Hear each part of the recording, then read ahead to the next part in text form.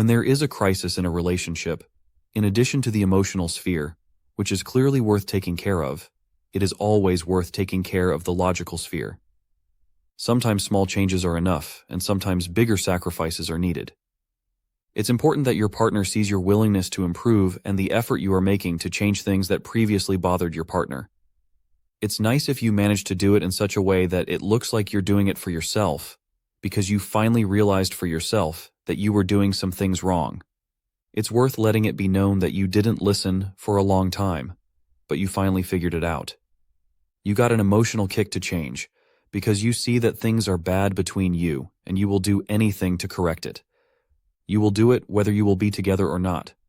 You want to do it for yourself, so that in this or in a future relationship, this problem won't arise either, should you break up in a while.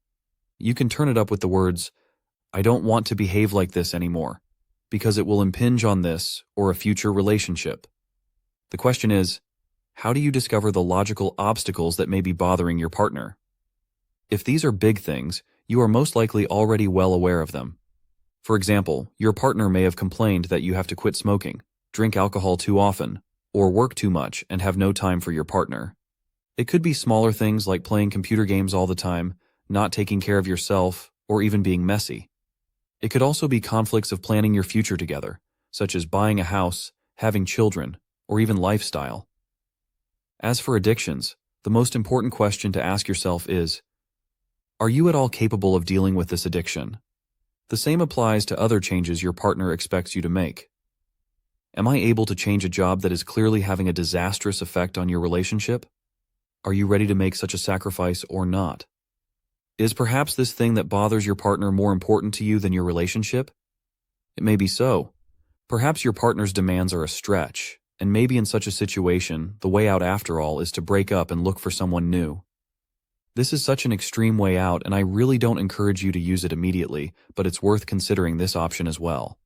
On the other hand, if you love your partner, the resentment has a logical basis, you want to fight for this relationship, then you really need to apply yourself to overcome those logical obstacles that have formed there. Not only to show your partner that you want to do something about it, but also for yourself.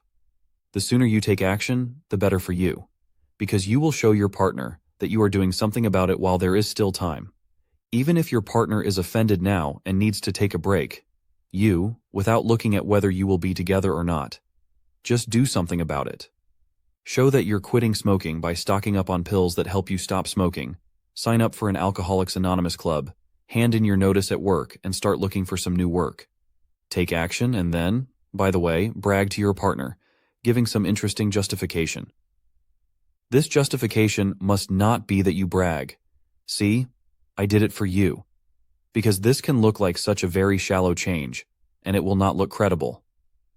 If your partner feels that you are doing it under him, it will negatively affect the balance of commitment, because you are sacrificing too much. It's good to show that it has finally come to you and you are downright grateful that your partner has finally opened your eyes, and you are doing it whether you will be together or not. This will be very well received by your partner as a positive change, and logically it will all be very believable. Some changes can be difficult emotionally, but physically they can be very simple, such as a job change where you give notice and just fire yourself.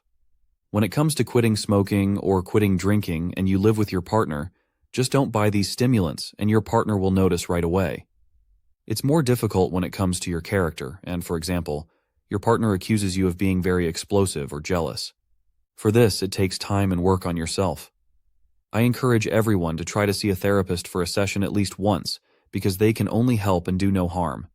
There is no shame in doing so, in fact quite the opposite.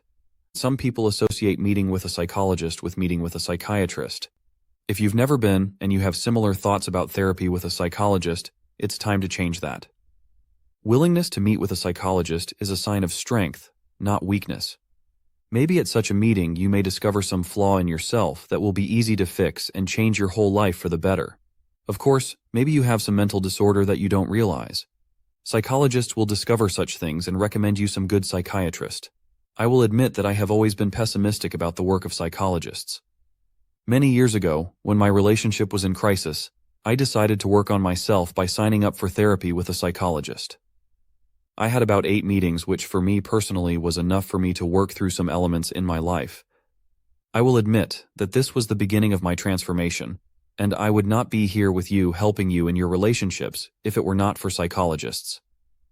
Over the years, I have persuaded many people to go to therapy, and everyone has been grateful to me, so I encourage you too.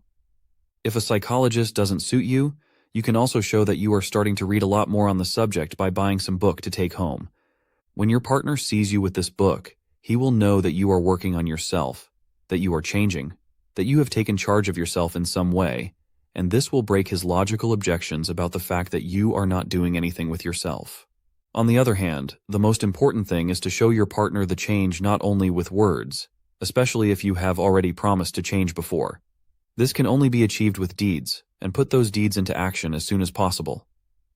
Show that you have that strong resolve to change, because if you don't, in the long run, such big obstacles will really cause the breakup of your relationship. So, it's worth approaching this really very solidly and sticking to those resolutions of yours. A good idea to overcome such logical obstacles is, in addition to talking to your partner, to let your mutual friends know about it. They can reiterate to your partner that you are indeed starting to change. It's a good idea to tip off your change to your family as well, who may reach out to your partner from a slightly different angle. Don't try to persuade them to tell them about your change, as this can end badly. Also showing the change not only to your partner, but also to those other people. Because if other people also talk about the fact that they have noticed that you are starting to change, this can influence your partner even more strongly. If you also communicate this change of yours to people on the outside who are important to your partner, this too can be such an added plus to help you overcome those logical obstacles that can lower your partner's commitment to your relationship. Not everything your partner says has to be reflected in reality. Some of the arguments or demands your partner makes when there is some sort of crisis between you are true. This may be the case when your partner is somewhat forcefully looking for an excuse to break up with you.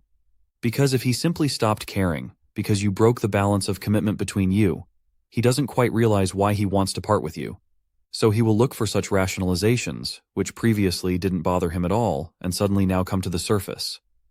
So if before such a crisis your partner never mentioned that you don't get out of the house enough, or some other such things that are necessarily specific, that didn't bother your partner at all before, but he hears them for the first time, this can often be a symptom of the fact that this isn't really what really bothers your partner about you.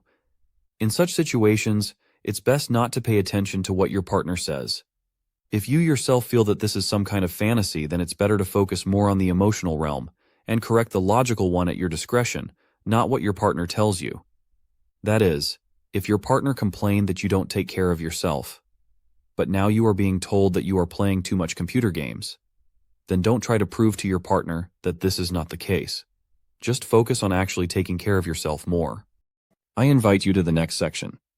If you liked the material, leave a like and send it to a friend or someone close to you who may benefit from this knowledge. If you want to support our work and help us create more valuable videos, there is a link in the description.